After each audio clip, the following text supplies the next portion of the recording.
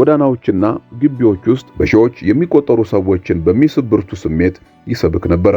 ቀዳማዊ ኃይለ ሥላሴ ታላቅ ሰው ብቻ ሳይሆኑ ሕያው አምላክ መሆናቸውን የነጭ ቅኝ ገዢዎች የጭቆና ሥርዓት የሚወክለው ባቢሎን መጥፊያው እንደቀረበና አፍሪካ በተለይም ኢትዮጵያ ጥቁር ሕዝቦች በሙሉ የሚመለሱባት እውነተኛ የትውልድ ሀገራቸው መሆኗን አወጁ።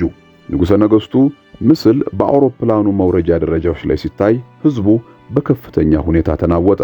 ከልካይ አጥሮች ተሰባበሩ፣ የፖሊስ ሰንሰለቶች ፈረሱ። ወንዶችና ሴቶች ራሳቸውን ወደ አውሮፕላኑ ማረፊያ አስፋልት ላይ ወረወሩ። ያለቅሱ፣ ይጮሁ፣ ይጸልዩ ነበር። አንዳንዶቹም መሬት ላይ ተደፍተው ይሰግዱ ነበር።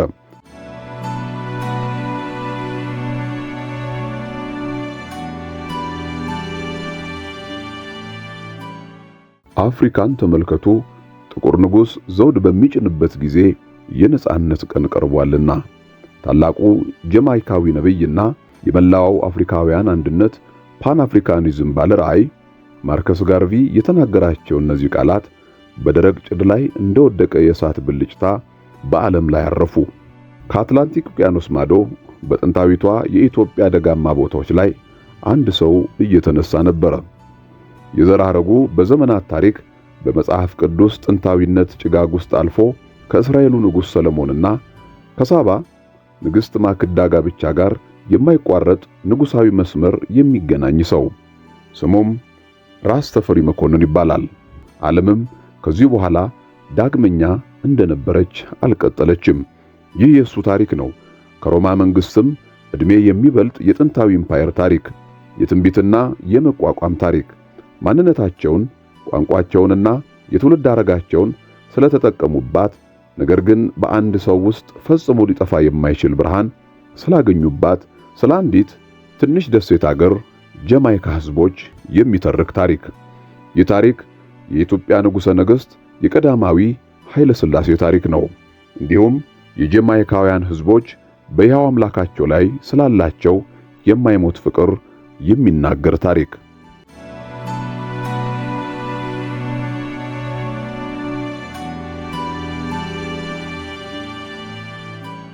በሐምሌ 16 ቀን 1884 ዓ.ም በሐረርጌ ክፍለ ሀገር በደጋማው የኤጀርሳ ጎሮ ከተማ ውስጥ የጥንታውያንን ቃል ኪዳን ትከሻው ላይ የሚሸከም አንድ ሕፃን ተወለደ።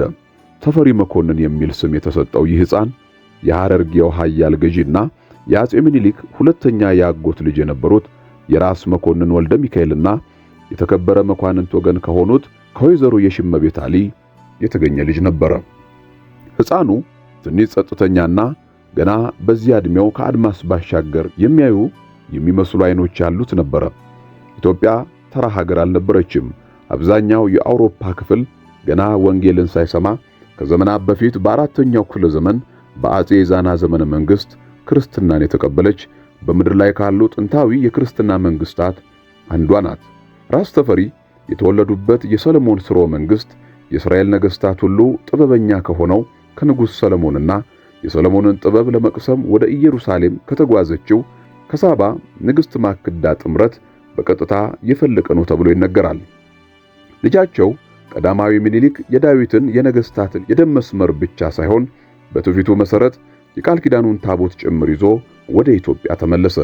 ይህ ሥርወ መንግስት ለ3000 ዓመታት ገዝቷል። ተፈሪ መኮንን ደግሞ የዚህ መስመር አዲስ ወራሽ ነበሩ። ነገር ግን ሐዘንና መከራ በጠዋቱ መጣ። የተፈሪ እናት በ2 ዓመታቸው ከዚህ ዓለም በሞት ሲለዩ ታዳጊው ልጅ በሙሉ ልቡ የሚወዳቸው አባታቸው ራስ መኮንንም ተፈሪ ገና የ13 ዓመት ልጅ ሳለ አረፉ። ነገር ግን በዚያ ታላቅ ሐዘን ውስጥም እንኳ ብላቴናው የላቀ መሪነት ምልክቶችን ያሳይ ነበር። ገና በ14 ዓመታቸው አጼ ምኒልክ ሁለተኛ የጋራ ሙለታ ገዢ አድርገው ሾሟቸው። በ16 ዓመታቸው ሲዳሞን አስተዳደሩ። በ17 ዓመታቸው ደግሞ አባታቸው በአንድ ወቅት ያስተዳድሩት የነበረውን የታላቁን የሐረርጌ ክፍለ ሀገር ገዢ ሆነው ተሾሙ። እሳቸው ግን አስደናቂ የሆነ ዲስፕሊን የነበራቸው ወጣት ነበሩ። በኢትዮጵያ ኦርቶዶክስ ተዋሕዶ ቤተክርስቲያን መንፈሳዊ ትምህርት እንዲሁም በካፑቺን ሚስዮናውያን በሚሰጠው የፈረንሳይኛ ቋንቋ ዓለማዊ የትምህርት ሥርዓት በጥልቀት የተኮተኮቱ ነበሩ። መጻሕፍትን በከፍተኛ ፍላጎት ያነቡ ነበር። በወቅቱ በነበረውና በተንኮል በተሞላው የኢትዮጵያ ቤተ መንግሥት የፖለቲካ ውጥረት ውስጥ ከዕድሜያቸው በላይ በሆነ ትዕግስትና ብልሃት ይንቀሳቀሱ ነበር። እሳቸውን አቅልለው የተመለከቱ ሁሉ ይህንን ስህተት ዳግመኛ ለመድገም አልታደሉም።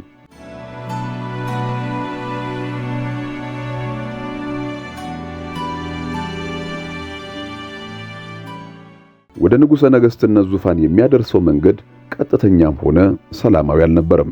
አፄ ምኒልክ በተደጋጋሚ በደረሰባቸው የስትሮክ ሕመም ሲደክሙ የልጅ ልጃቸው ልጅ ኢያሱ አልጋ ወራሽ ሆነው ተሰየሙ። ነገር ግን ልጅ ኢያሱ ከኢትዮጵያ መኳንንትና ከቤተ ክርስቲያን ጋር ተቃቃሩ። እንዲያውም ወደ እስልምና ሃይማኖት እንደተለወጡና በአንደኛው የዓለም ጦርነት ወቅት ከጀርመንና ከኦቶማን ኢምፓየር ጋር ግንኙነት እንደፈጠሩ ተወራ። በዚህ ምክንያት የኢትዮጵያ ታላላቅ የጦር መሪዎችና መኳንንት በሳቸው ላይ የተነሱ ሲሆን ለዚህ ተቃውሞ እንደ ዋነኛ የፖለቲካ መሐንዲስ ሆኖ ብቅ ያለው ራስ ተፈሪ መኮንን ነበር። በ1909 ዓ.ም ልጅ ኢያሱ ከስልጣን ወረዱ። የምኒልክ ልጅ የሆኑት እቴጌ ዘውዲቱ ወደ ዙፋን ሲወጡ ራስ ተፈሪ ደግሞ እንደ ራሴና አልጋ ወራሽ ሆነው ተሰየሙ። ለሚቀጥሉት 14 ዓመታት እጅግ አስደናቂ በሆነ ብልሃት ሀገሪቱን ያስተዳደሩ ሲሆን የኢትዮጵያ ተቋማት ዘመናዊ በማድረግ ትምህርት ቤቶችን በመክፈት ብሔራዊ የጋዜጣ ማተሚያ ቤትን በመመስረትና ከኢትዮጵያ በቀር ሌሎቹን የአፍሪካ ሀገራት በሙሉ ከዋጠው ከአውሮፓውያን የቅኝ ግዛት ምኞትና ተንኮል የተሞላበት የፖለቲካ ባህር ውስጥ ሀገሪቱን በብልሃት መርተዋል። በ1916 ዓ.ም የኢትዮጵያን የመንግስታት ማህበር ሊግ ኦፍ ኔሽንስ አባልነት አስከበሩ።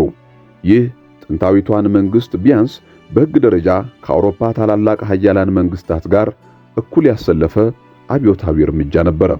በ1921 ዓ.ም የንጉሥ ማዕረግን በመያዝ ዘውድ ጫኑ። በመጨረሻም ጥቅምት 23 ቀን 1923 ዓ.ም እቴጌ ዘውዲቱ ከዚህ ዓለም በሞት ሲለዩ ራስ ተፈሪ መኮንን የኢትዮጵያ ንጉሠ ነገሥት ሆነው ዘውድ ጫኑ። የዘውድ ጭነት ሥነ ሥርዓት ግርማ ሞገስ የታየበት ታላቅ ቅጽበት ነበረ። ከሁሉም የዓለም ማዕዘናት የተወከሉ የልዑካን ቡድኖች ወደ አዲስ አበባ ጎረፉ። የግሎስተር መስፍን የብሪታናውያንን ዘውድ በመወከል ሲገኙ ፈረንሳይ፣ ጣሊያን፣ ጃፓን፣ ግብፅና ሌሎች በደርዘን የሚቆጠሩ ሀገራት ከፍተኛ መልእክተኞቻቸውን ላኩ። የጥንታዊቷ ዋና ከተማ ጎዳናዎች በሥነ ሥርዓት ልብስ በደመቁ ወታደሮች፣ ዕጣን በሚያጥኑ ካህናት እንዲሁም ወደ ተራራማው ሰማይ በሚሰማው የከበሮና የመለከት ድምፅ ተሞልተው ነበር። በቅዱስ ጊዮርጊስ ካቴድራል ውስጥ ራስ ተፈሪ መኮንን የንጉሠ ነገሥትነትን ዘውድ በመጫን ታሪክ ለዘላለም የሚያስታውሳቸው የዙፋን ስም ያዙ፣ ኃይለ ሥላሴ። ትርጉሙም በጥንታዊው የኢትዮጵያ ቤተክርስቲያን ቅዳሴ ቋንቋ በግዕዝ የሥላሴ ኃይል ማለት ነው። ከዚህም በተጨማሪ ንጉሠ ነገሥታዊ ማዕረጎችን ጨመሩ። የነገሥታት ንጉሥ፣ የጌቶች ጌታ፣ የይሁዳ አንበሳ ዘእምነገደ ይሁዳ፣ እግዚአብሔር የመረጠው ምሩፀ እግዚአብሔር። ይህ ሙሉ ማዕረግ ተራ ስነ ሥርዓታዊ ብቻ አልነበረም፣ መንፈሳዊ ይዘት ያለውና ትንቢታዊም ነበረ። በአትላንቲክ ውቅያኖስ ማዶ ለሚያደምጡት ደግሞ ይህ ልክ የአንድ ትንቢት ፍጻሜ ነበር። ይህ ዜና በጋዜጦችና በራዲዮ ስርጭቶች አማካኝነት በመላው ዓለም ተሰራጨ። በጃማይካ፣ በኪንግስተን ደሃ መንደሮችና በተራራማው ገጠራማ አካባቢዎች ውስጥ የሚኖሩ ሙሉ ሕይወታቸውን ምንም አይደላችሁም፣ አፍሪካ ጨለማና ኋላ ቀር ናት፣ ጥቁር መሆን መረገም ነው እየተባሉ የተነገራቸው ወንዶችና ሴቶች እነዚያን የጋዜጣ ርዕሰ ዜናዎች ሲያነቡ በውስጣቸው አንድ ትልቅ ስሜት ሲቀሰቀስ ተሰማቸው። የማርከስ ጋርቪ ቃላት ከ10 ዓመታት በኋላ በድምቀት አስተጋባ።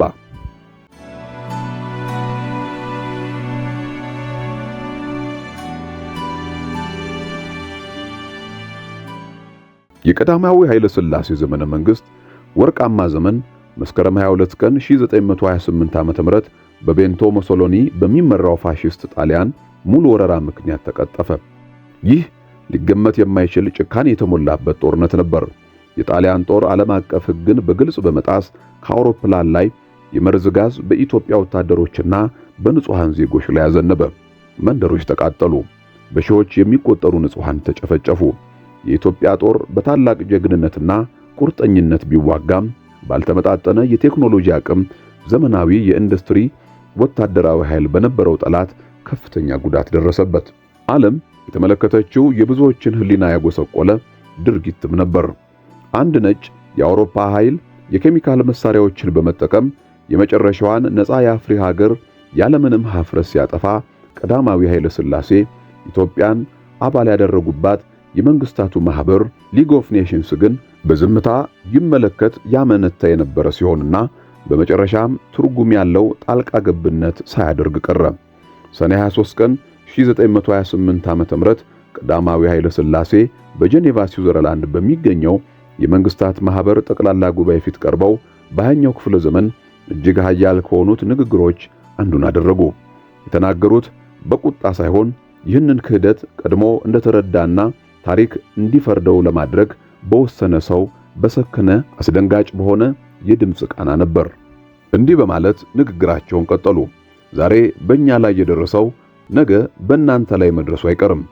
የተሰበሰቡት ሀገራት ኢትዮጵያን ለመከላከል አለመቻላቸው የፈሪነት ተግባር ብቻ ሳይሆን የራሳቸውም ውድመት ማረጋገጫ መሆኑን አስጠነቀቁ። ታሪክ እሳቸው ፍጹም ትክክል እንደነበሩ አረጋገጠ። በ3 ዓመታት ውስጥ የሂትለር ጀርመን ኦስትሪያንና ቼኮስሎቫኪያን ዋጠች። ሁለተኛው የዓለም ጦርነት ተቀጣጠለ። በማህበሩ በረንዳ ላይ የነበሩ የጣሊያን ጋዜጠኞች ያፏጩና ይሳለቁ ነበር። ኃይለ ሥላሴ ግን ንቅንቅ አላሉም። በአካል አነስ ያሉ ቢሆኑም በክብር ግን የማይናወጡ ሆነው ቆሙ። የንግግራቸውንም እያንዳንዱን ቃል አጠናቀቁ። ይህ የክፍለ ዘመኑ አንድ መገለጫ ምስል ነበር። አንድ ብቸኛ አፍሪካዊ ንጉሥ ከእውነት በስተቀር ምንም ሳይዙ የምዕራባውያንን የስልጣኔ ጥምረት ፊት ለፊት የተጋፈጡበት ቅጽበት። ንጉሠ ነገሥቱ በብሪታንያ ባስ ከተማ ለመኖር ወደ ስደት አቀኑ። እዚያም በሁሉም አስቸጋሪ ሁኔታዎች ውስጥ የኢትዮጵያን ሉዓላዊነት ችቦ ሕያው አድርገው አቆዩ። የኢትዮጵያን ነጻነት አሳልፎ የሚሰጥ ወይም የሚደራደር ማንኛውንም አይነት ጥያቄና ግብዣ አልቀበልም አሉ።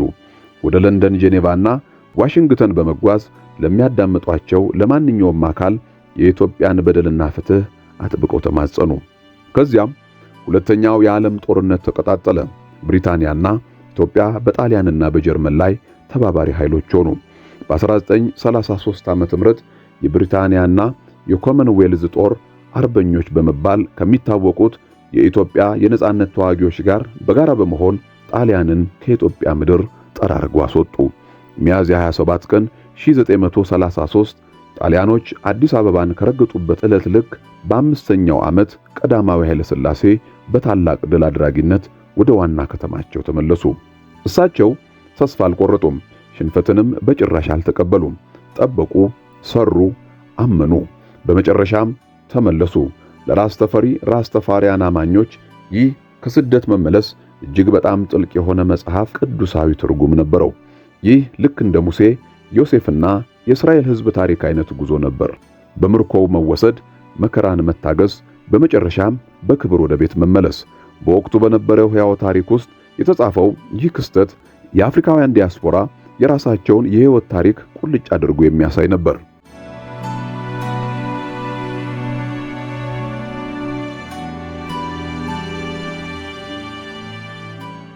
ጃማይካ ቀዳማዊ ኃይለ ሥላሴን ፍለጋ ለምን ውቅያኖስን አቋርጣ ወደ ኢትዮጵያ ተመለከተች?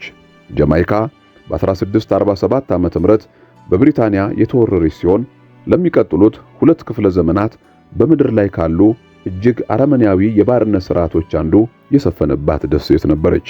በባርነት የተያዙ አፍሪካውያን ቁጥር ከቀማኞቻቸው በ10 እጥፍ የሚበልጥባት የሸንኮራ አገዳ እርሻው የሰውን ሕይወት እንደ ማሽን ግዴለሽነት የሚበላበት ትንሽ ደሴት ነበረች። በባርነት የተወሰዱት የጃማይካ ሕዝቦች የመጡት ከምዕራብና ከመካከለኛው አፍሪካ የተለያዩ አካባቢዎች ሲሆን ቋንቋቸው፣ ስማቸው፣ ሃይማኖታቸውና ባህላቸው በታቀደ መልኩ ተነጥቆባቸዋል። የባሪያዎች ነጻነት በ1826 ዓ.ም ታወጀ። ነገር ግን ይህ ነጻነት የመጣው ያለምንም መሬት፣ ያለምንም ካፒታል፣ ያለምንም ትምህርትና ያለምንም ሰብአዊ ክብር ነበር። ነጻ የወጣው አብዛኛው ጥቁር ሕዝብ ከቀድሞ ባርነት ዘመን ብዙም በማይለይ የድህነትና የመድሎ ሥርዓት ውስጥ ተዘግቶ እንዲኖር ተደረገ። የቅኝ ገዢዎች ቤተክርስቲያን አፍሪካ ጨለማና አምላክ የሌላት አህጉር ናት፣ ጥቁርነት ከኃጢአትና ከባርነት ጋር የተያያዘ ነው፣ የካም ልጆች ሌሎቹን እንዲያገለግሉ የተረገሙ ናቸው የሚል የሐሰት ትምህርት ታስተምር ነበር። ይህ ውሸት ከመድረኮች ይሰበክ፣ በትምህርት መጽሐፍ ውስጥ ይጻፍ፣ በሕግና በፖሊስ ዱላም ይተገበር ነበር። ነገር ግን ሕዝቡ አልረሳም። አፍሪካን ያስታውሱ ነበር። በሙዚቃዎቻቸው ውስጥ ይዘፍኑት፣ በእጽዋቶቻቸውና በሥነ ሥርዓቶቻቸው ውስጥ በሚስጥር ያስቀመጡት ኩሚና፣ ማያልና ፖኮማኒያ በሚባሉ መንፈሳዊ ትውፊቶቻቸው ውስጥ ጠብቀውት ቆይተዋል። እናም ማርከስ ጋርቪ በኪንግስተን ጎዳናዎች በኋላም በሃርለም የስብሰባ አዳራሾች ውስጥ ቆሞ አፍሪካ የጥቁር ሕዝቦች እውነተኛ የትውልድ ሀገር ናት፣ የጥቁር ሕዝቦች ስልጣኔ ፒራሚዶችን የገነባ የመጀመሪያውን ፍልስፍና የጻፈ ለዓለም የእግዚአብሔርን ጽንሰ ሐሳብ የሰጠ ነው ብሎ ለዓለም ሲያውጅ ሕዝቡ ይህንን የሰማው ሁልጊዜ በውስጣቸው የሚያውቁት ነገር ግን ለመናገር የተከለከሉትን እውነት ሲጠብቁ በነበሩ ጆሮዎች ነበረ። ይህ በጥሩ የለውጥ መንፈስ የተሞላው ስሜት ባለበት ሁኔታ ላይ ነበረ የቀዳማዊ ኃይለ ሥላሴ የዘውድ ጭነት ዜና እንደ ነጎድጓድ የመጣው። በ1930ዎቹ መጀመሪያ አካባቢ እንደ አውሮፓውያን አቆጣጠር በጀማይካ የሚገኝ ጥቂት የሚደንቁ ግለሰቦች አንድ አዲስና አብዮታዊ ወንጌል መስበክ ጀመሩ። ሊዮናርድ ፐርሲቫል ሃውል፣ ጆሴፍ ናትናኤል ሂበርት፣ አርክባልድ ዲንኪሊና ሮበርት ሃይንድስ የተባሉ ሰባኪያን እያንዳንዳቸው በተናጠል እየሰሩ ወደ አንድ አስገራሚ መደምደሚያ ደረሱ። በጥቅምት 23 ቀን 1923 ዓ.ም እንደ አውሮፓውያን አቆጣጠር ኖቬምበር 1930 በአዲስ አበባ የነገስታት ንጉስና የጌቶች ጌታ የሚሉትን ማዕረጎች ይዘው ዘውድ የጫኑት ሰው ሌላ ማንም ሳይሆን ዳግመኛ የተመለሱት ክርስቶስ የመጽሐፍ ቅዱስ ትንቢት ፍጻሜና ለአፍሪካ መከራ የተሰጠው መልስ እሳቸው ናቸው የሚል ነበር። ከነዚህ ቀደምት መምህራን መካከል ሊዮናርድ ሃውል እጅግ ሰዎችን የመሳብ ብቃት ያለውና ቀስቃሽ መሪ ነበር። ረጅም ማራኪ ቁመና ያለውና ድምፁ እንደ ነጎድጓድ የሚያስተጋባ ሲሆን በኪንግስተን ጎዳናዎችና ግቢዎች ውስጥ በሺዎች የሚቆጠሩ ሰዎችን በሚስብ ብርቱ ስሜት ይሰብክ ነበር። ቀዳማዊ ኃይለ ሥላሴ ታላቅ ሰው ብቻ ሳይሆኑ ሕያው አምላክ መሆናቸውን የነጭ ቅኝ ገዢዎች የጭቆና ሥርዓት የሚወክለው ባቢሎን መጥፊያው እንደቀረበና አፍሪካ በተለይም ኢትዮጵያ ጥቁር ሕዝቦች በሙሉ የሚመለሱባት እውነተኛ የትውልድ ሀገራቸው መሆኗን አወጁ። የቅኝ ግዛት ባለስልጣናት በከፍተኛ ሁኔታ ደነገጡ።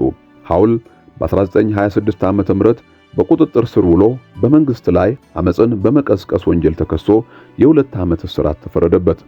እሳቸው ግን በእስር ቤት ክፍል ውስጥ ሆነውም ስብከታቸውን ቀጠሉ። ከእስር ከተፈቱ በኋላ በሴንት ካንትሪን ኮረብታዎች ላይ ፒናክል የተሰኘ ማህበረሰብ መሰረቱ። በዚህም በሺዎች የሚቆጠሩ የራስ ተፈሪ ራስ ታማኞች በጋራ እየኖሩ እየሰሩ የራሳቸውን ምግብ እያመረቱ እምነታቸውን እየተለማመዱና የቅኝ ግዛቱን ሥርዓት እየተጋፈጡ ኖሩ። ፖሊሶች በፒናክል ላይ በተደጋጋሚ ወረራ አደረጉ። አማኞቹ ግን መልሰው ገነቡት። እንቅስቃሴውን ማቆም ፈጽሞ አልተቻላቸውምና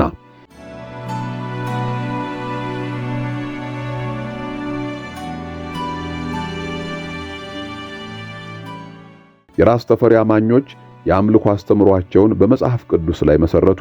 መጽሐፍ ቅዱስን ያነበቡትም በዘመናት የቅኝ ግዢዎች ትርጓሜ ሳይበከል በአፍሪካውያን አይን ነበር። በዮሐንስ ራእይ መጽሐፍ ውስጥ ስለ ንጉሠ ነገሥታቸው የተጻፈውን መግለጫ አዩ። የይሁዳ አንበሳ፣ የዳዊት ሥር፣ በዳዊት መዝሙር ውስጥም የራሳቸውን የስደትና የናፍቆት መዝሙሮች አገኙ። መዝሙር 65 ቁጥር 31 ለነሱ መሰረታዊ ጥቅስ ሆነ። መኳንንት ከግብጽ ይመጣሉ፣ ኢትዮጵያ እጆቿን ወደ እግዚአብሔር ትዘረጋለች። እነሱ ባቢሎን ብለው የጠሩት ጥንታዊቷን ከተማ ብቻ አልነበረም።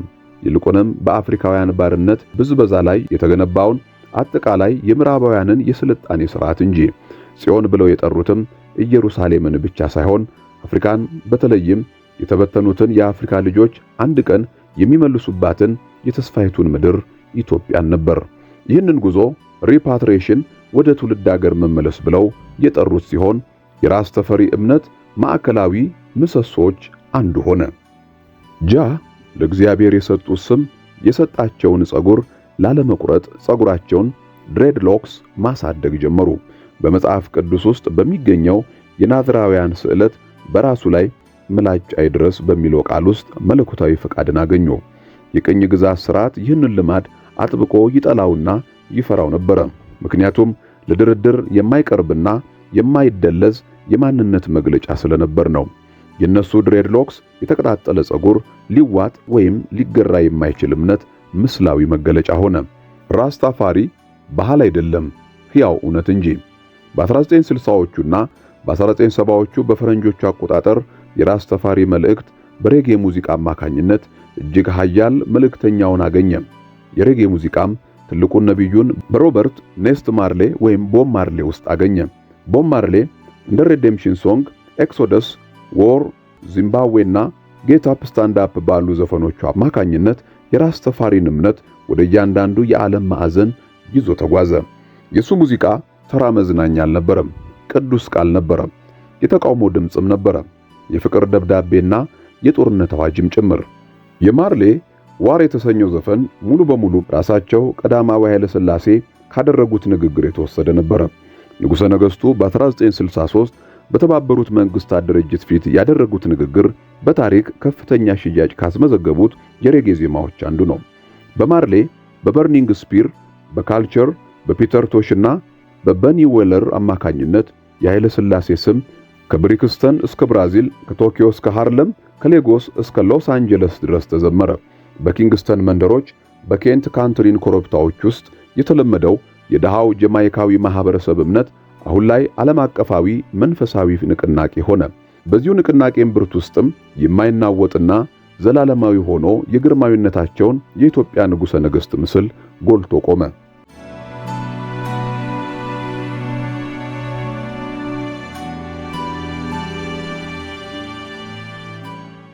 ሚያዝያ 13 ቀን 1958 ዓመተ ምህረት ከዚህ ቀደም ታይቶ የማይታወቅ አንድ ታላቅ ክስተት ተፈጠረ።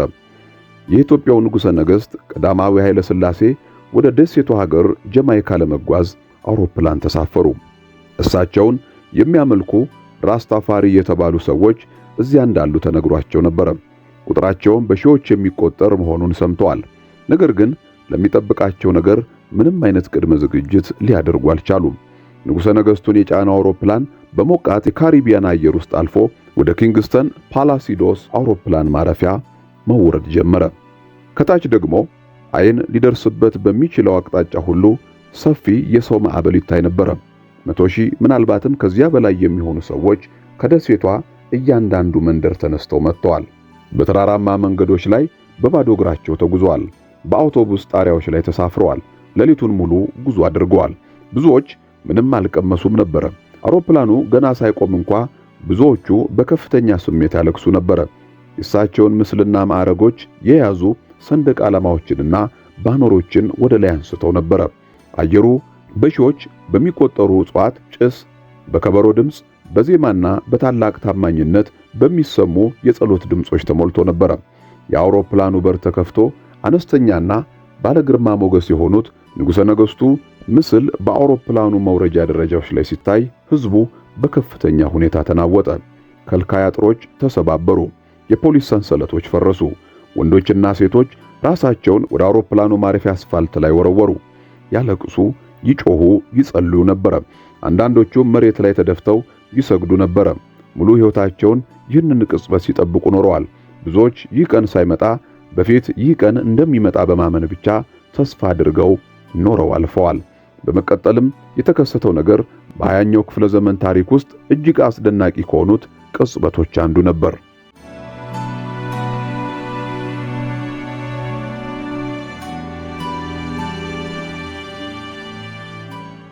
የሙሶሎኒን ጦር መሳሪያ ፊት ለፊት የተጋፈጡት በትዕቢት በተሞሉ የአውሮፓ ልዑካን ፊት ሳይናወጡ የቆሙት የመንግስታት ማህበር አዳራሽን ብቻቸውን ያለምንም ፍርሃት ያቋረጡት ቀዳማዊ ኃይለ ሥላሴ በአውሮፕላኑ መውረጃ ላይ ቆመው በፍቅርና በተስፋ መቁረጥ ስሜት ወደ እሳቸው የሚዘረጋውን ያንን የጥቁር ሕዝቦች ማህበር ሲመለከቱ እንባቸውን መቆጣጠር አቅቷቸው አለቀሱ።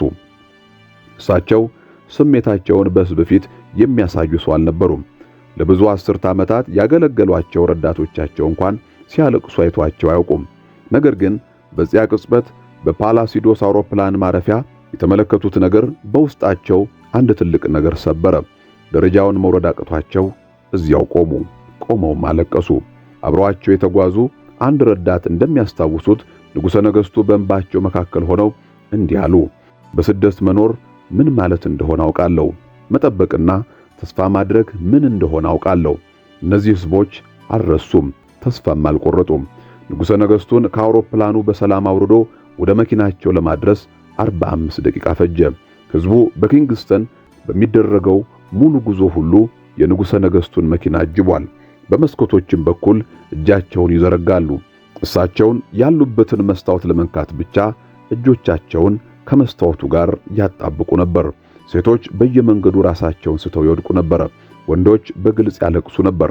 ወላጆች ልጆቻቸውን እንዲያዩ ወደ ላይ ከፍ አድርገው እያነሱ ይህንን ቀን አስታውስ፣ ይህንን ቀን በቀሪው ሕይወት ሁሉ እንዳትረሳው ይሏቸው ነበር። በጉብኝታቸው ወቅት ቀዳማዊ ኃይለ ሥላሴ ከጀማይካ ባለስልጣናት፣ ከሃይማኖት መሪዎችና ከራስ ተፈሪ ማህበረሰብ ተወካዮች ጋር ተገናኝተው ነበር። በእምነታቸውም እጅግ በጥብቅ ተነክተው ነበር።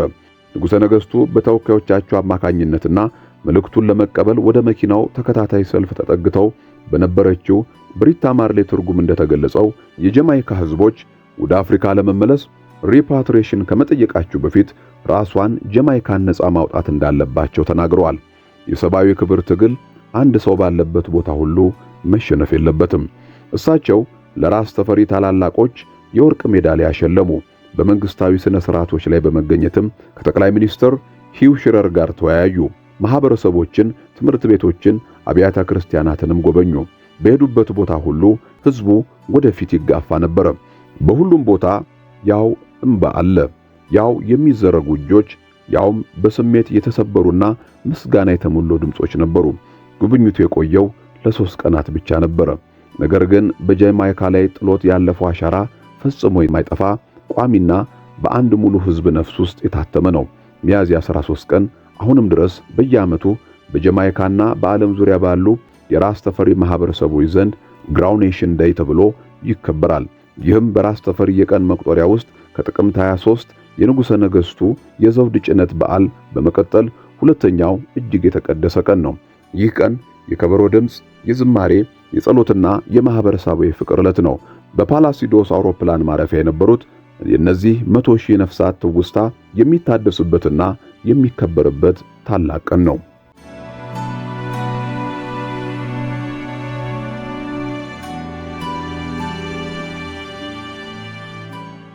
ቀዳማዊ ኃይለ ሥላሴ እስከዛሬ ድረስ አከራካሪ በሆነ ሁኔታ ውስጥ ነሐሴ 21 ቀን 1967 ዓ.ም ከዚህ ዓለም በሞት ተለዩ። እሳቸውን ከስልጣን ካወረደው የ1966 አብዮት ማግስት በደርግ ወታደራዊ መንግስት በቁም እስር ላይ ይገኙ ነበር። ይፋዊ መግለጫዎችን በፕሮቴስት ቀዶ ጥገና ምክንያት በተፈጠረ እክል ሕይወታቸው ማለፉን ቢገልጹም ብዙዎች ግን እንደተገደሉ ያምኑ ነበር። ከዓመታት በኋላ በቤተ መንግስት መጸዳጃ ቤት ወለል ኮንክሪት ስር የተገኘው አስክሬናቸው ይህንን እምነት የሚያረጋግጥ መስሎ ታይቷል።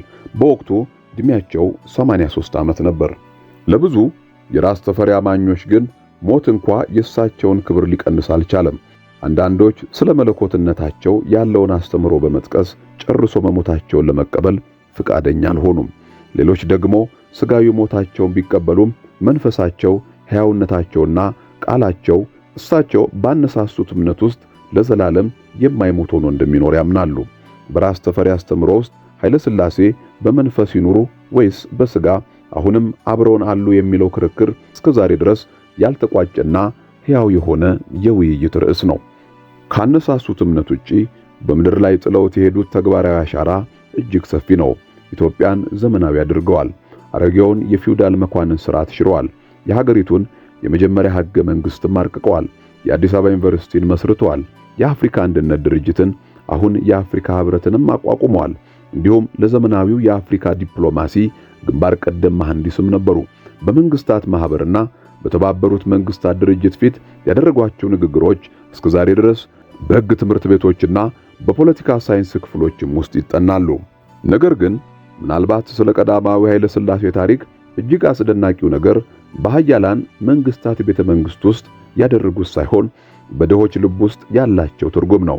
በጀማይካ አሁን የዓለም ባህል የልብ ትርታ በሆነው በዚያ ሙዚቃ ውስጥ ከለንደን እስከ ናይሮቢ እንዲሁም ከሜልቦርን ከተሞች ባሉ የድሬድሎክ ባለቤቶች ፊት ላይ በግራው ኔሽን ቀን እኩለ ሌሊት ላይ በአንድ ግቢ ውስጥ በሚመታው የከበሮ ድምፅ ውስጥ እንዲሁም ሚያዝያ 13 ቀን 1958 ዓመተ ምህረት አሁንም ድረስ በሚያስታውሰው የአንድ አዛውንት አይን ብርሃን ውስጥ ንጉሠ ነገሥቱ ሕያው ናቸው። በቅኝ ግዛት ስር በነበረችው ጀማይካ ድህነትና መከራ ውስጥ የተወለደው የራስ ተፈሪ ንቅናቄ ዛሬም በካሪቢያን፣ በአፍሪካ፣ በአውሮፓ፣ በአሜሪካና ከዚያም ባሻገር በሚሊዮን የሚቆጠሩ ተከታዮች ያሉት ዓለም አቀፋዊ መንፈሳዊ እምነት ሆኗል።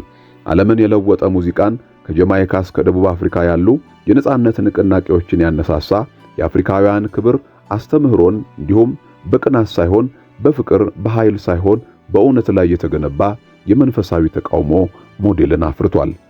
ይህ ሁሉ አስደናቂ ታሪክ ሽመና እያንዳንዱ ክር የሚመራው በጥቅምት 23 ቀን 1923 ዓ.ም እንደ አውሮፓውያን አቆጣጠር ኖቬምበር 1930 ወደ ነበረው አንድ ረፋድ ላይ ነው። በዚያን ዕለት የወርቅ ልብስ የለበሱ አነስተኛ ሰው በዕጣን ጭስና በመለከት ድምፅ መካከል ዘውድ ሲጭኑ ከአማካኝ ዓለም ማዶ በጀማይካ ተራሮችና መንደሮች ውስጥ ምንም ታሪክ፣ የወደፊት ዕድልና አምላክ የላችሁም ተብለው የተነገራቸው ሕዝቦች ቀና ብለው ተመለከቱ። የነገሯቸውም ሁሉ ስህተት እንደነበረ ተረዱ። እነሱ ግን ንጉሥ ነበራቸው፣ አምላክ ነበራቸው፣ ሀገርም ነበራቸው። በምድር ላይ ያለ ማንኛውም ኃይል ደግሞ ይህንን እውነትና እምነት ከውስጣቸው ሊነቅሉ አልቻለም። አንዱ የዘር በላይ ሌላው ደግሞ የበታች አድርጎ የሚይዘው ፍልስፍና ለዘለቄታዊ ተቀባይነት አጥቶ እስካልተተወ ድረስ ጦርነት አይቀሬ ነው። በማንኛውም ሀገር ውስጥ አንደኛ ደረጃና ሁለተኛ ደረጃ ዜጋ የሚባል ነገር እስካልቀረ ድረስ ሁከት አይጠፋም። የሰው ልጅ የቆዳው ቀለም ልክ እንዳይኑ ቀለም ያህል ቦታ የማይሰጠው ተራ ነገር እስካልሆነ ድረስ ጦርነት መኖሩ አይቀሬ ነው። ቀዳማዊ ኃይለ ሥላሴ የተባበሩት መንግስታት ድርጅት ጠቅላላ ጉባኤ መስከረም 23 ቀን 1956 ዓ.ም